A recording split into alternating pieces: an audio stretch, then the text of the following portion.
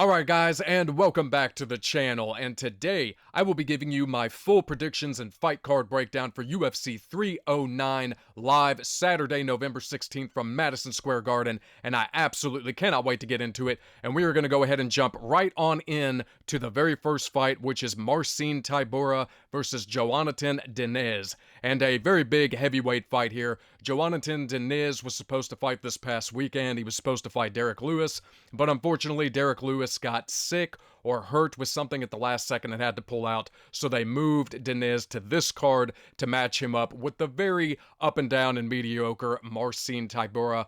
And it's a pretty interesting style matchup here. Marcin Tybura has been around a long time, kind of a UFC veteran at this point, but Marcin Tybura is very up and down. He's a very big dice roll, very inconsistent. He'll lose a bunch of fights, win a fight, lose a bunch of fights, win a fight, and it's just very hard to consistently pick him. His skill set is just not very good in any particular area. He's just kind of an average, dumpy, kind of plodding heavyweight, but he does tend to get the job done sometimes.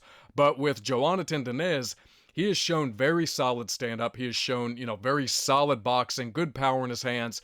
He's had quite a few KO wins, and he just seems to have a lot more upside right now than Marcin Tybura, and I'm never, ever going to put money on Marcin Tybura just because of that insane inconsistency that he has.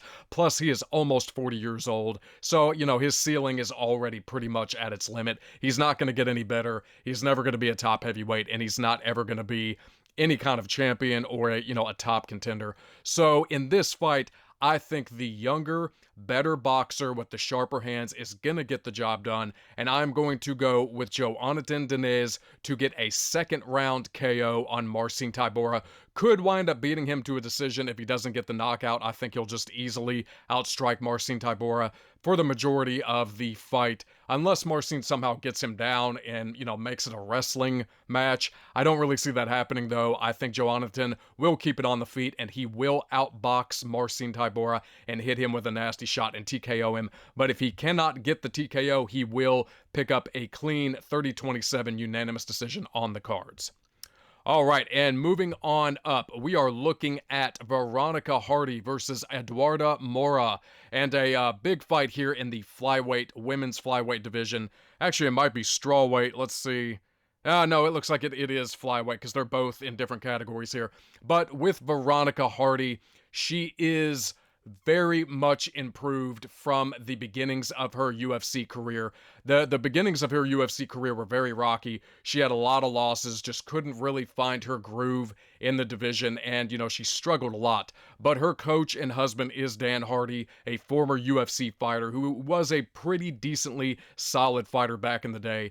And Veronica Hardy, I would say, in her last few fights has improved tremendously. She's really starting to hit a groove. She's really starting to look sharp with the hands, in and out of the pocket, very good head movement, very good combinations. And Eduarda Moura, her biggest bread and butter has been her jiu-jitsu. That seems to really be her key area, is to get it to the ground, wrap up a submission, and, try to get the tap out.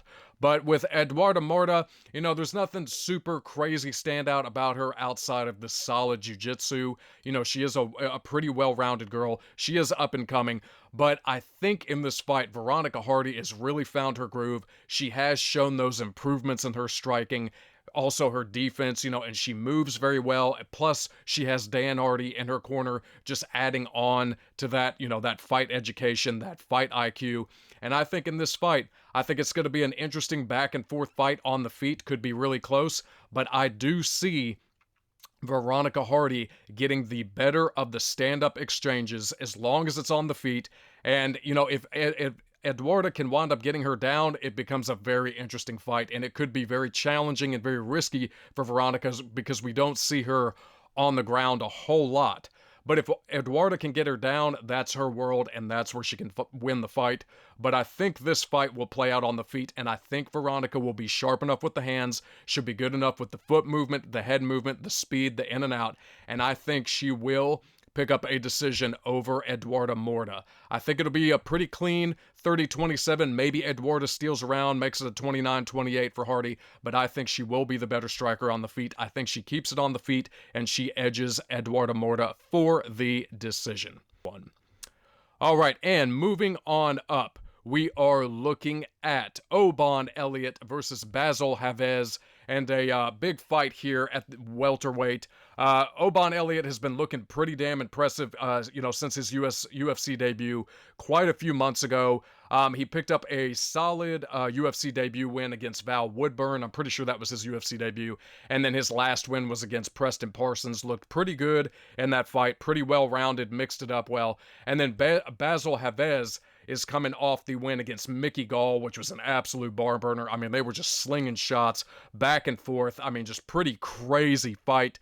He hurt Mickey Gall at some points, and Mickey Gall was landing shots on him. But, Mickey Gall's not a whole lot to say there. He's very, very underwhelming in most of his performances, but he did hang in there in that fight. And Basil Hafez showed, great toughness, pretty good power in his hands, very scrappy. And he had a very close fight with Jack Della Maddalena and, arguably almost could have beat him in that fight. And that's a lot because Jack Della Maddalena is one of the absolute best strikers in the welterweight division. I mean, an absolute problem for anybody. So Basil Hafez, has potential. He has pretty damn good stand-up. But in this fight, even though it's very tough, and I went back and forth on it because I could see Basil Hafez just out-scrapping Oban, just edging him in that stand-up war, landing big bombs. I feel like Basil Hafez is the kind of fighter where if he fights somebody that's calm and calculated and very well-rounded in his game, that's where Basil Hafez is going to struggle. And even though Elliott hasn't shown us anything super impressive yet, and he's still very young in his UFC career, I think in this fight, if Oban can survive the storm of shots coming his way and a lot of that kind of just wild, sloppy brawl striking, I think Oban can pick the technical shots, maybe mix in some takedowns, and I think he can steal this fight from Basil Hafez. I think it's very close. Basil Hafez could wind up just hitting him with power shots, overwhelming him, and winning this fight. It could be a coin flip, split decision either way. But I'm going to go ahead and trust in Elliott in this fight and say that he beats Basil Hafez to a 30-27 decision, at the least a 29-28 unanimous decision.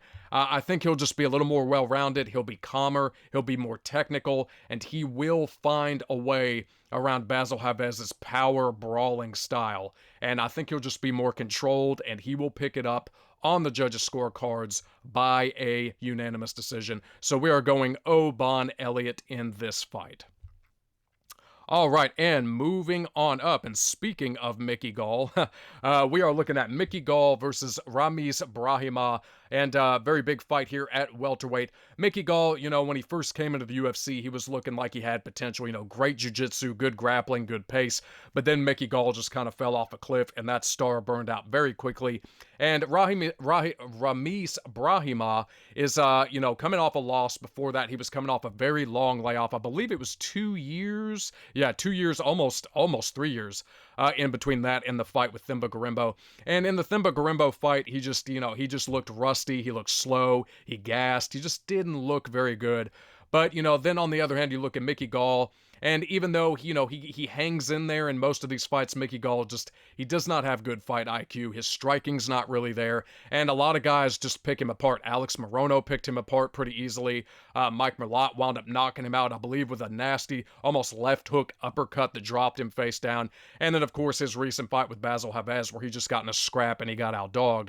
And in this fight, even though Ramiz Brahimaj has not shown us anything super standout, he's been off a long time, I think he will make the adjustments in this fight. I think he'll shake off that ring rust, and I think he will be more well-rounded in this fight. And I'm going to say that he comes out, he just has the better striking, he's got the better movement than Mickey Gall, and, you just cannot trust Mickey Gall in any area outside of Mickey Gall getting you down and getting your back or starting to go hunt jiu-jitsu. That is his bread and butter. That's when he's dangerous. That's when he can win a fight. But if Mickey Gall cannot get you down, he cannot control you with the wrestling, he cannot control you against the cage, you cannot trust this man on the feet. His chin's not there, the striking's not there, the fight IQ's not there. And I am going to go ahead and side with Ramiz Brahimaj to pick up the unanimous decision over Mickey Gall. It could get scrappy. Maybe Mickey Gall makes some big improvements, from his last fight with Basil Hafez, but I just don't really see it. I don't trust it. I think Mickey Gall has had plenty of time to get better and improve at 32 years old. He's been in the company for, I think, 5 or 6 years now. And Mickey Gall's just not really shown those improvements. I don't see anything from him that screams, oh yeah, this kid's getting better. He's, he's obtaining the knowledge. He's getting better in his striking, getting, more solid with his pressure, getting in on guys. And I just don't really see it. So I'm going to go ahead and trust that Ramiz Brahimaj makes the improvements and makes the adjustments from his previous loss. The cardio's there, the striking's there, and he just picks up a well-rounded, solid win over Mickey Gall by decision. All right, and we are moving on up into the card to a very interesting fight here with the legend Jim A10 Miller versus Damon Jackson, and a very, very interesting scrap here. I mean, very interesting matchup. I mean, these guys are very similar in a lot of ways because they're both pretty much submission fighters with pretty decent stand-up. And, Jim Miller he's a longtime UFC veteran. He's an absolute legend. He has given us some fucking absolute fantastic fights in his long, illustrious career. And it's sad for Jim Miller because a lot of his career early was stolen by Lyme's disease. He was battling Lyme's disease, and he has come out in interviews and said it affected him in a lot of his early UFC career. So he was very, win, lose, lose, lose. And he struggled with it. But then Jim Miller was able to overcome the Lyme disease, battle back from it, and he has had one of the most absolutely incredible UFC late career comebacks I've ever seen. Jim Miller has been on absolute fire outside of his loss to Bobby Green, which I knew that would be a tough fight for him because Bobby Green is a handful for anybody on the feet with his speed and his defense and his head movement. I mean, he's just so quick. But outside of the Bobby Green loss, Jim Miller has looked, just absolutely awesome. And on the other hand, Damon Jackson, even though he's got decent stand-up, he's got good jiu-jitsu, he's just very iffy. I mean, he's very much a dice roll. He comes into fights, he makes poor IQ mistakes. He winds up either getting knocked out, cleanly picked apart. Guys are just faster than him, sharper than him, more technical than him. And Damon Jackson just kind of gets stuck in the mud sometimes. But he is scrappy. He does find a way to pull, wins out here and there. So this actually is kind of a tough fight. Because Jim Miller's up there. He's 41, even though he's still looking good. There are some young guys that could still bring it to him and out-edge him in the striking. But in this fight, even though I went back and forth on it, and you start to kind of wonder and worry, like, when is Jim Miller going to kind of hit the end? I don't really see it happening just yet. I think Jim Miller is still dangerous enough with his striking. He's clearly got the better jiu-jitsu over Damon Jackson. I mean, he has so many submission wins on his record. I mean, you make a mistake with Jim Miller on the ground in the clinch, he's grabbing a leg, a neck, an arm, and he's going to tap you. And he's got power. You saw what he did to, I believe it was Jesse Butler, about a year and a half ago. I mean, knocking Jesse Butler out cold with a clean shot. So Jim Miller is still scrappy. He's still a dog. He's still got it. And in this fight, even though it gets tricky when he's fighting younger guys, I think Jim Miller can pull this off. And I think he can outstrike Damon Jackson on the feet. I think he's got the sharper, more technical, dialed-in boxing. He's got the power. And I think he can just outscrap Damon Jackson for 3 rounds. He could hurt Damon Jackson, easily could knock him out. Elliott Tybura knocked him out. A bunch of other people have hurt Damon Jackson in fights. Dan Ige cracked him and knocked him out. So I think Jim Miller has the power to put those punches on Damon Jackson's chin, hurt him, drop him, grab a neck, submit him. I mean, Miller just has so many doors here to win this fight. And Damon Jackson's got a window, but I think that window is very small compared to Jim Miller's, unless he just somehow improves the striking drastically since his last fight. He can stick and move on Jim Miller, and he's got that speed, but I don't really see it happening. I think Jim Miller is just going to put the power, the striking, and possibly even the jiu-jitsu on Damon Jackson here, and I'm going to say Jim Miller wins this fight 30-27 on the judges' scorecards, at the very least a 29-28 unanimous. So we are going Jim Miller, the legend, by decision.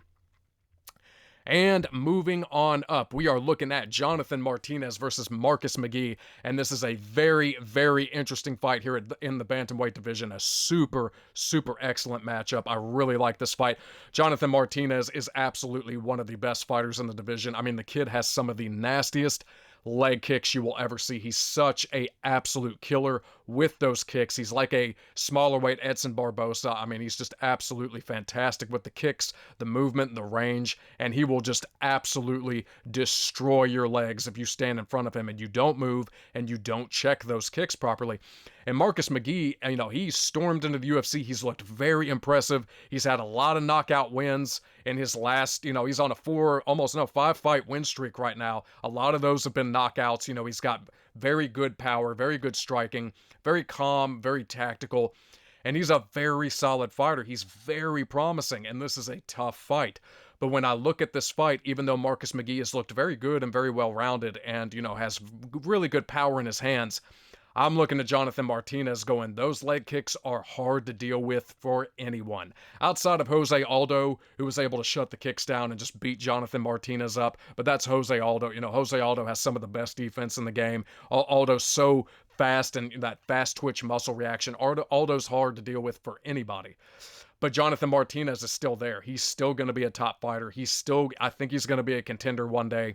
He'll make the adjustments, and those kicks are hard to deal with. That range is hard to deal with. And even though I think Marcus McGhee can bring the pressure and bring the hands and try to throw combinations at him, I think Jonathan Martinez is just going to be too good with the kicks. I think the range is going to be too much. Those kicks are going to slow him down, and he's really going to chew Marcus McGee's legs up. And Marcus McGhee, in order to win this fight, he's going to have to get in the pocket. He's going to have to press Jonathan Martinez, close that gap, shut off the kicks, and just put the hands on him, get him up against the cage, dirty box him. And I have a hard time seeing it happen because Jonathan Martinez is very good with his movement, skirting on the outside, throwing those inside calf kicks, throwing those outside leg and ankle kicks. And I think Jonathan Martinez is just going to be too much with those kicks, and I think he gets it done. I think it's a very close fight. This could be a 29-28 unanimous decision for Jonathan Martinez, but maybe it's even a split. Maybe Marcus gets in there, actually cuts the kicks off, closes the gap, lands some shots. But I don't see, even if he does land shots on Martinez, I don't see Marcus McGhee hurting him. I definitely don't see him knocking Jonathan Martinez out. He doesn't get hit much. He's got a great chin. And I think Martinez is just going to be throwing those kicks out there, and that's going to look really good to the judges. And I think he's going to get it done against the up-and-coming and streaking Marcus McGhee by decision. All right, and we are moving on up to Mauricio Ruffy versus James Llontop.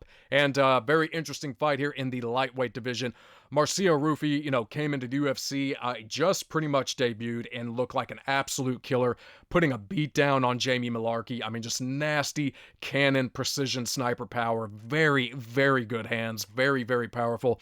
And James Llontop is taking this fight on short notice. I forget who Mauricio Ruffy was originally supposed to fight, but James Llontop is coming in on short notice. He's coming off 2 recent losses, his last one to Slaviklaus Verishev Borshev. And, he put up a scrap in that fight, came back in the 3rd round, was hurting Borshev even a little bit in the 2nd, was making it pretty competitive. But in this fight, even though James Llontop is tough and he's a dog and I don't believe he's ever been KO'd in his entire career. Even outside of that, Mauricio Ruffy, the way that he looked in the Jamie Mullarkey fight, that precision, that reach, those laser shots that he was throwing at Jamie Mullarkey, and that's not saying a whole lot because it's Jamie Mullarkey. He's not that good. He's a bit of a punching bag anyway, kind of slow and jittery. I'm going to say in this fight, Mauricio Ruffy, even though James Llontop has never been KO'd, I think Mauricio Ruffy is going to be the guy to KO him. Those shot selections, the range he has, the cannon power, I think it's going to be too much. And even if he does not knock James Llontop out, he is definitely and absolutely going to outstrike him for the majority of 3 rounds. So I'm going to go ahead and say that Mauricio Ruffy continues the impressive streak, starts to look like a new problem, and I think he is going to KO James Llontop in the 1st round. And if he doesn't, he's just going to be the faster, more technical, more powerful striker, and Llontop is going to get beat up in this fight. He is going to eat some shots. So we are going with Mauricio Ruffy by 1st round KO. All right, and moving on up, we are looking at Chris Weidman versus Eric Anders, and oh boy, this fight, oh boy, I'm simmering in my heart because I am not a Chris Weidman fan at all. I cannot stand Chris Weidman. I think he's one of the most overrated fighters in UFC history. I think his run as UFC, middleweight champion was very padded for many reasons. Anderson fucked around in that fight, didn't take it seriously even though he was beating Weidman. Then he gets caught with a shot and put to sleep because he was screwing around. Then he breaks his leg in the rematch. Then Weidman fights a juiced up old Vitor, just a punching bag. Then he fights Machida. Machida doesn't do anything the entire fight till the very end where it's too little too late. And then Weidman goes on this insane losing streak after he loses to Luke Rockhold and just gets exposed. Every younger guy he fought outside of Kelvin Gastelum wound up beating him and exposing him. And it just showed how average Weidman is. And now at 40 years old, I mean, he has hit the bottom. I mean, in that Bruno Silva fight, he should have lost that fight. He clearly poked him in the eye, but they somehow went to the replay, saw the eye poke, and still gave Weidman the win, which made absolutely no sense. I mean, it should have been a no contest 100%. And I'm just not a Weidman fan, and I don't think he is going to ever become champ again. He will never be a top fighter again, and he will continue to get beat. And in this fight, even though Eric Anders is just kind of a plodding boxer, he's not that good. Eric just kind of follows you around the ring, throws a shot here and there. Eric Anders is very up and down too, but he does pull off these wins sometimes. Sometimes he is able to stay in guys' faces enough with that pressure and that plodding style, and sometimes he mixes in the takedowns. And even though Eric Anders is not that impressive, I think he is good enough to beat an aging, over-the-top, badly declining, overrated Weidman. And I don't care. I will never pick Chris Weidman in another fight as long as he's fighting. I am going to pick Eric Anders to beat Weidman by decision. If Eric Anders comes in with at least decent boxing and good movement, he's going to beat Weidman. He should. He should, if he can press him back. But if he just stands there and doesn't do anything and lets Weidman just kind of pop him with shots here and there, yeah, Weidman will pick up a very unimpressive, deflating win. But I'm not going to trust it. I'm just going to go ahead and say that Eric Anders presses the action, mixes in a little bit of wrestling, some cage control, pops Weidman with some shots, and just proves, okay, Weidman, you're done. You come out and claim nobody can touch you in the division and you're going to be a top fighter and a champion again. That's hilarious horseshit. It ain't happening, bud. So we are going to go Eric Anders by unanimous decision, 30-27 over the badly declining and should have lost his last fight, Chris Weidman. Alrighty, and we are moving on up to Bo Nickal versus Paul Craig, and what an absolute crazy fight here, and totally justified why Bo Nickal is a minus 1,000 huge favorite, because this is Paul Craig, who is the most inconsistent, sloppy, up-and-down fighter the UFC has ever seen. I mean, Paul Craig, you absolutely cannot trust this man in a fight.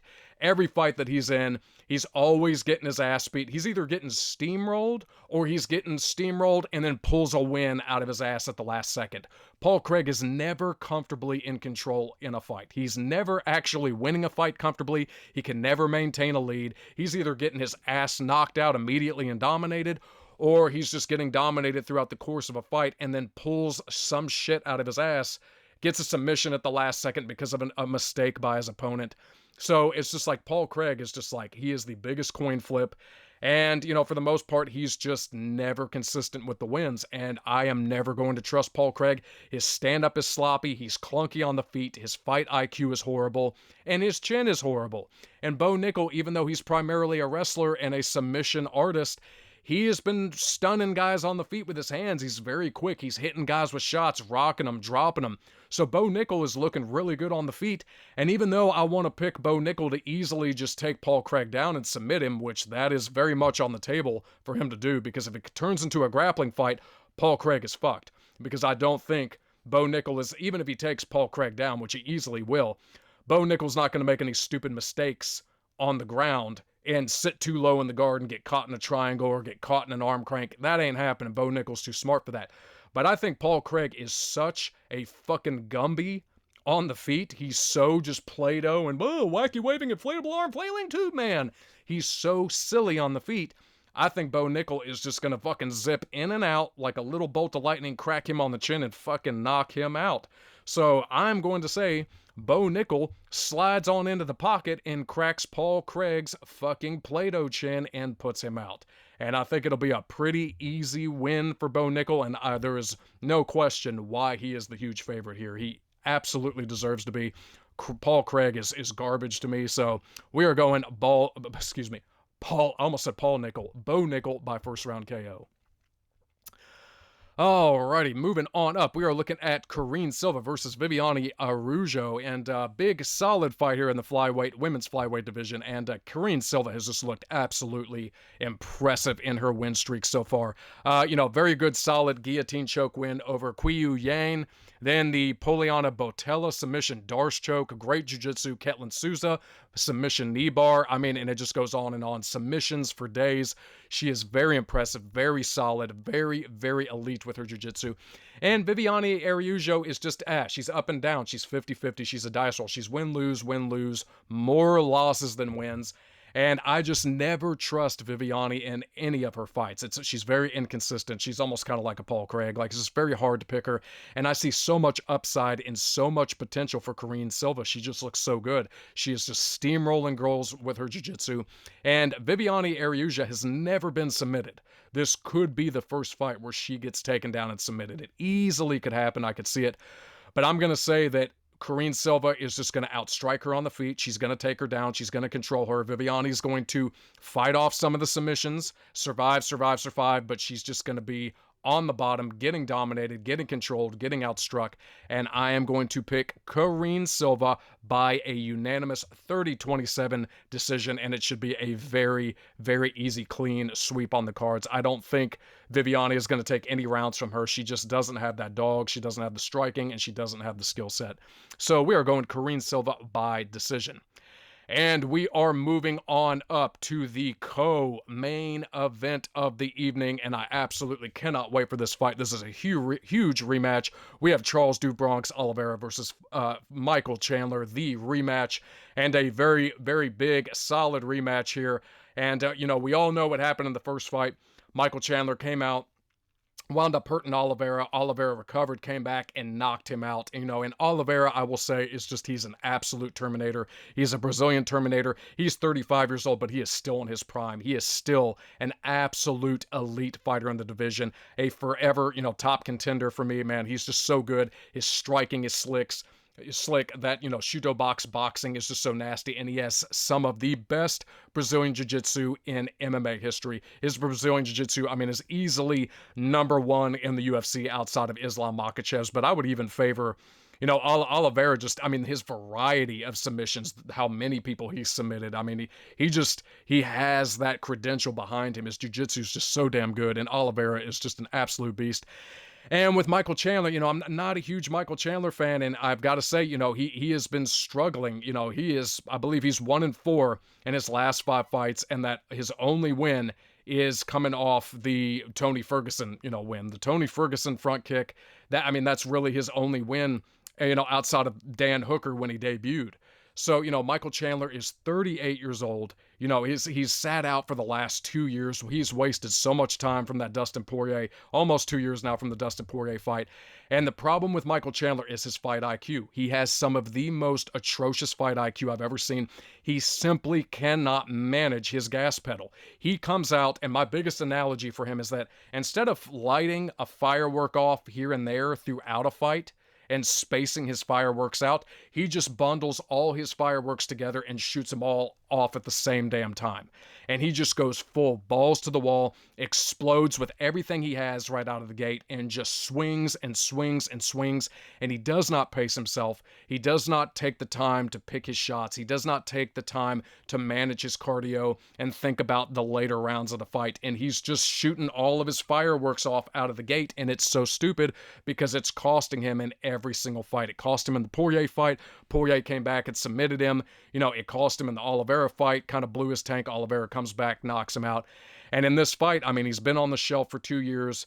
His fight style is not good. His IQ is not good. And at 38, fighting a Brazilian Terminator like Charles Oliveira, I do not see this fight being any different from the first fight. I think Charles Oliveira is going to come out, put the hands on Chandler. Chandler's going to be exploding out of the gate, swinging. He's going to start to get tired, and Oliveira is going to crack him with the cleaner, crisper sniper boxing. hurt him, drop him, and I think Charles Oliveira easily wraps up a submission on Michael Chandler and just puts him kind of on the back burner again at 38 years old. Now he's hit his ceiling. He's probably not ever going to make it to Islam. He's not going to get that title shot that he thought he was going to get. And I just do not see him getting past any aspect of Oliveira in this fight. He's not going to outstrike Oliveira. He's not going to out wrestle him on the ground and just hold him down for 15 minutes without getting caught. And he's not going to out cardio him for 15 minutes. So we are going Charles do Bronx Oliveira by submission round 2. All right, and we are looking at our main event of the evening, which is the returning GOAT, Jon Jones versus Stipe Miocic.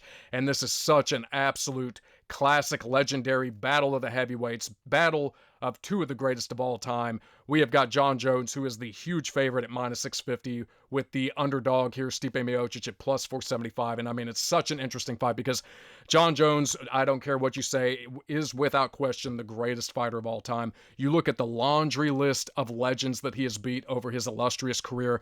He dominated the light heavyweight division for so many years. He was untouchable. The laundry list of people he beat, from Ryan Bader to Lyoto Machida, Vitor Belfort. I mean, he just absolutely steamrolled the who's who of that division, and then he wound up getting in a lot of trouble outside of the octagon, had a lot of problems out in those areas, which just, it does tarnish Jon's legacy outside. He is kind of a piece of shit, he's just done so many awful things outside the octagon, but inside that octagon, he is an undeniable, untouchable talent. And even though he should have 100% lost to Dominic Reyes 100% won that fight. 100% won that fight. 48-47 at the least, even a 49-46. Atrocious scorecards across the board.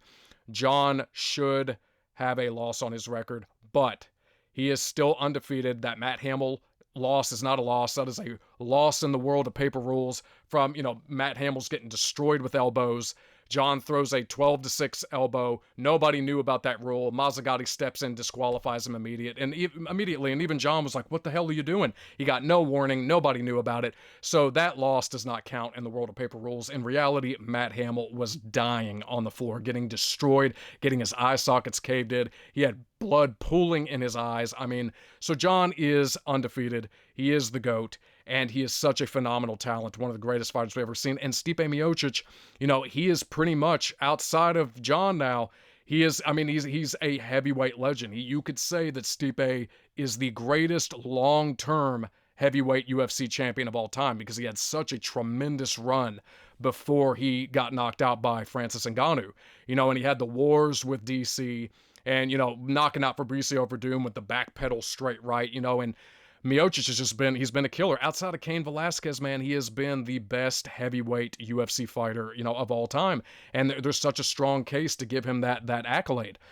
But in this fight, you are going against Jon fucking Jones. And Jon Jones is such a problem everywhere. Even at 37 years old, he's still so good. We all saw what he did to Ciryl Gane over a year and a half ago, taking him down, wrapping up a front choke guillotine, and submitting him like it was nothing. I mean, it was crazy how easy that was for him to blow through one of the best kickboxers in the heavyweight division. Just took him down like he was a child, grabbed his neck. Good night, goodbye, it's my belt. So, Jon is just still such a problem. I don't care how long he sits on the shelf. I don't care how inactive he is. You come into a cage with Jon Jones, you're going to have a tough time. And even though Stipe's such a good guy and he had such a dominant few years as champion, I think this is a very, very tough fight for him. He has been out almost 3 years. 3 years and 7 months, actually, since he got knocked out brutally by Francis Ngannou. He is 42 years old.